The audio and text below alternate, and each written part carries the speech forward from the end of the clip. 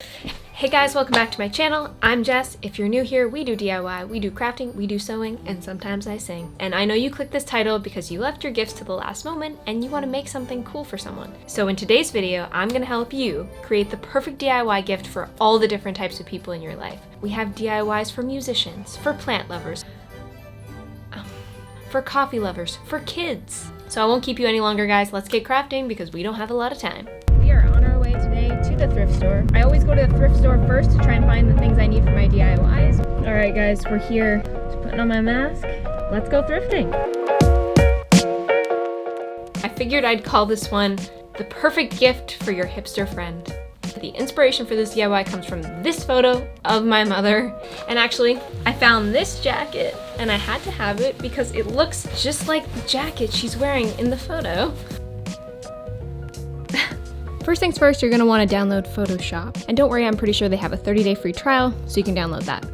Once you're ready to start, you're going to create a file that's 8.5 inches by 11 inches, the size of our paper. I've imported the photo I'll be using for my t-shirt, and here I'm just scaling it up and cropping it a bit so it fits my page perfectly. Next, you're going to add a new layer, and on this layer, you're going to add the effect posterization.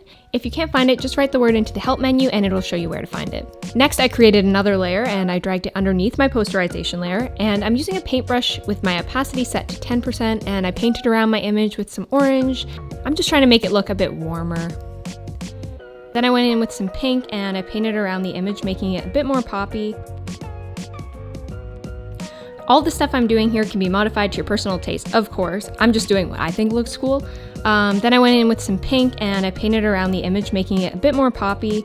I used different shades of pink.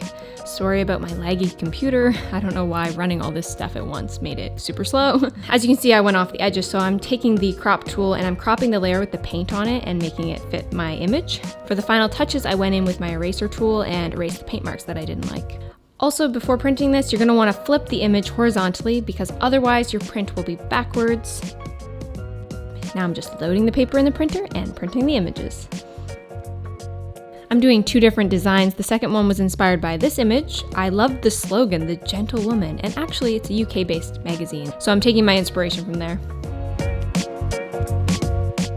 I had an interesting experience ironing these on. Each set of iron-on papers will have different instructions. As you can see here, I'm using my ironing board, and don't do this, okay? Because it didn't really turn out, and you're gonna see why. Unfortunately, I continued this process with 3 different t-shirts. Yeah, that kind of was sucky.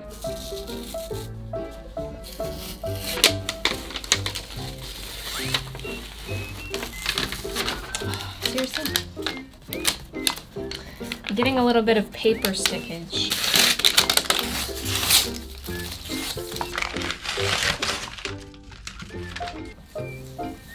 Of course, the first one I did on my PJ shirt turned out the best.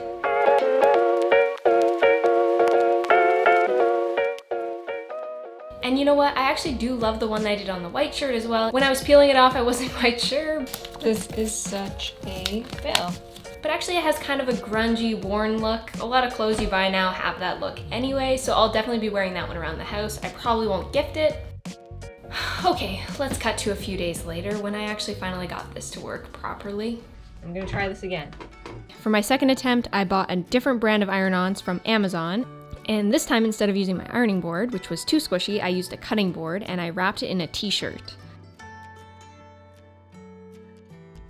Now it says to pull it in a quick, smooth fashion. So that's what I'm gonna do. Oh! And only just a tiny bit didn't come off, guys.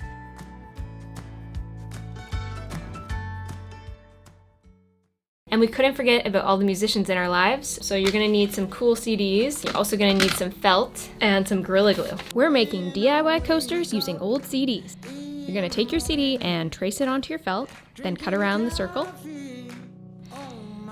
Using some Gorilla Glue, dab that on your CD, and then firmly place the felt on top.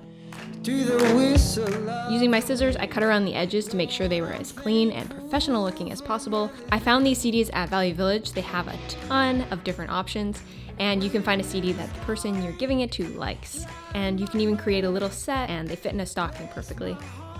Lord, bless my day.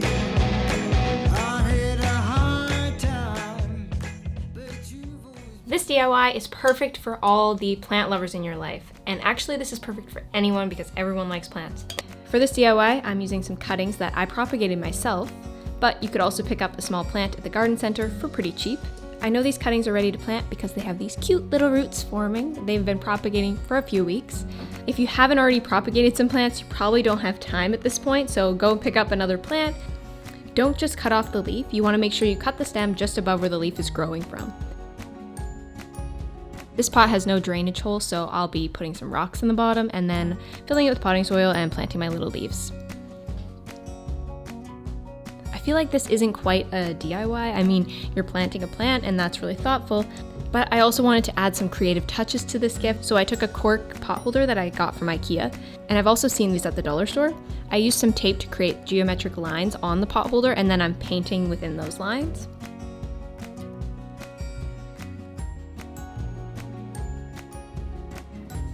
After it dried, I peeled off the tape, which was very satisfying. And then I covered up the areas I painted with a bit of Mod Podge, just to seal it in.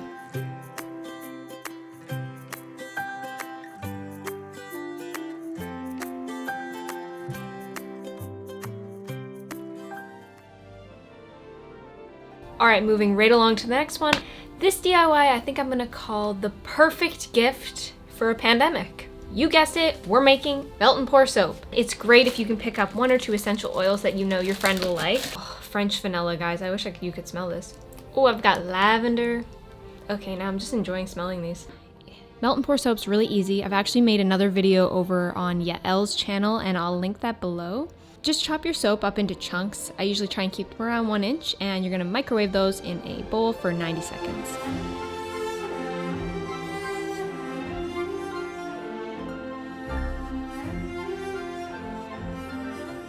I split my soap into 2 different batches. For the first one, I'm adding tea tree oil, oatmeal, and some blue and yellow mica powder. Add as much oil as you like, and smell it every once in a while. Oh, I like my soap very scented.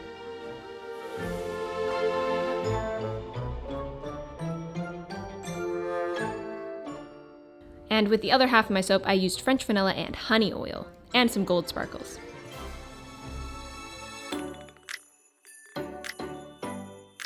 You're gonna let your soap dry and then pop it out of the molds, which is my favorite part. You get to inspect them, see what they look like. I love the way these turned out.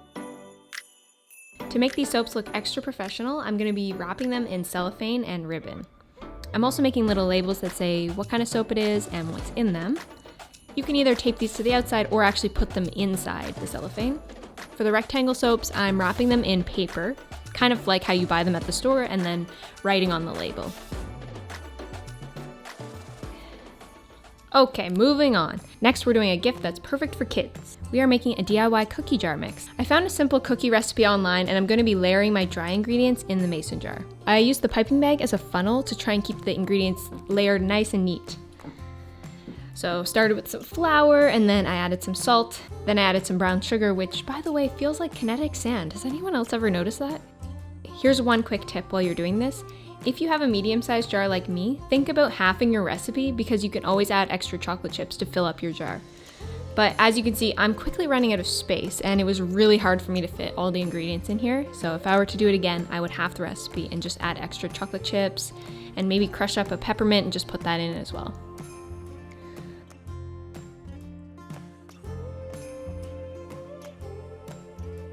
To finish this off, I used a piece of scrap fabric and I placed that over top and screwed on my lid.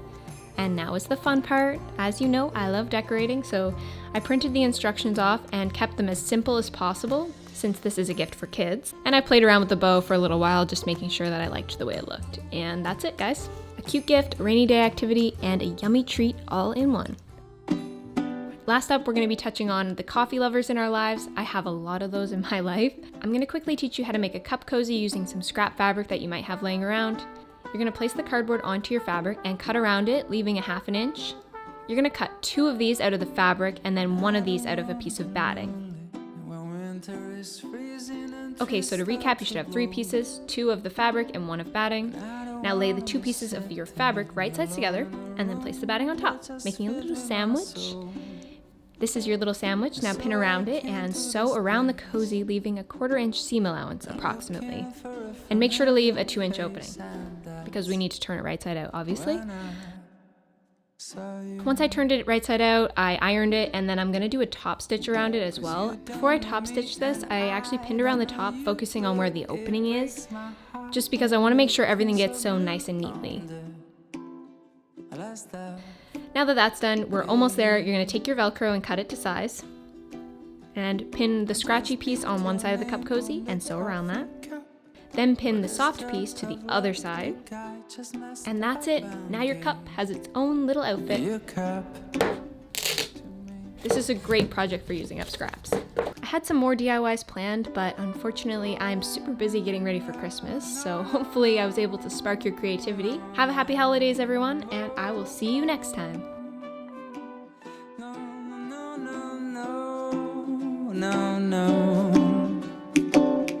So I was wrapping our cups, and after a while I was wrapping a glass. And I can't think nothing better. The start of the year